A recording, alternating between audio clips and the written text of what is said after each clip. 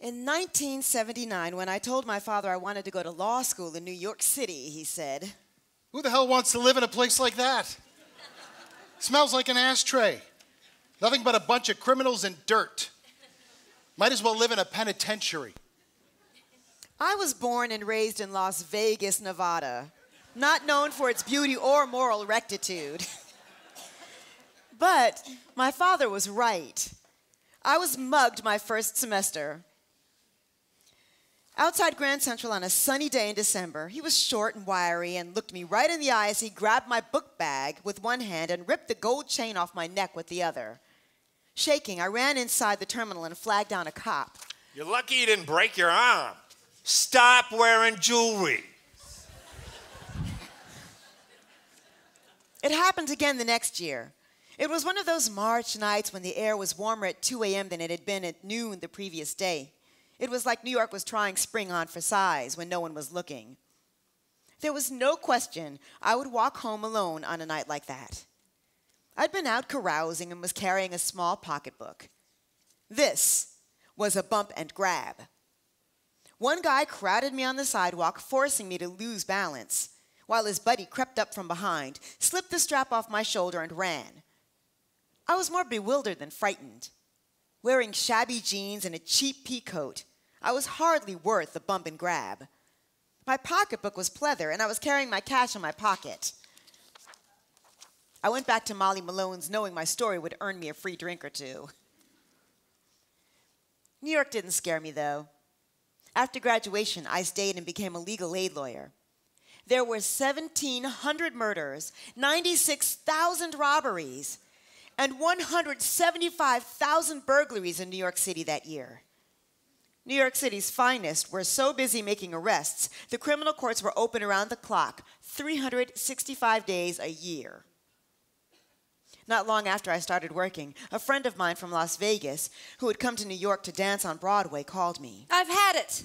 I'm going home. I'll dance topless. I'll dance naked. I can't take it." Through her tears, she told me she'd almost been raped coming home from rehearsal and lost $50 playing 3-card Monte outside Macy's. These people are animals. Those card guys, they cheat. Of course they cheat. They're playing 3-card Monte, not blackjack.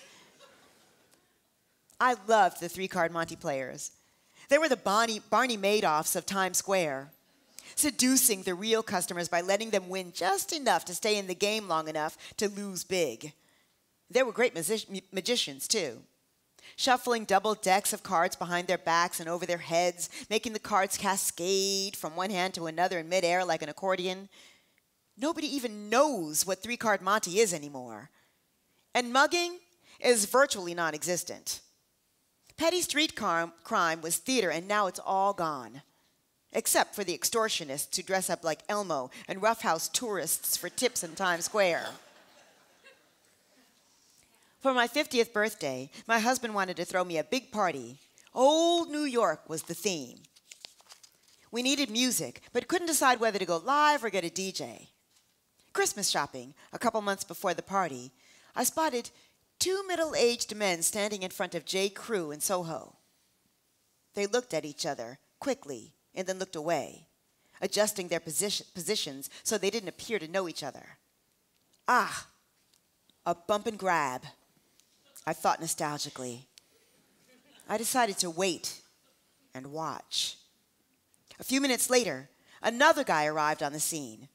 They exchanged the same furtive looks and positioned themselves, leaning on nearby cars.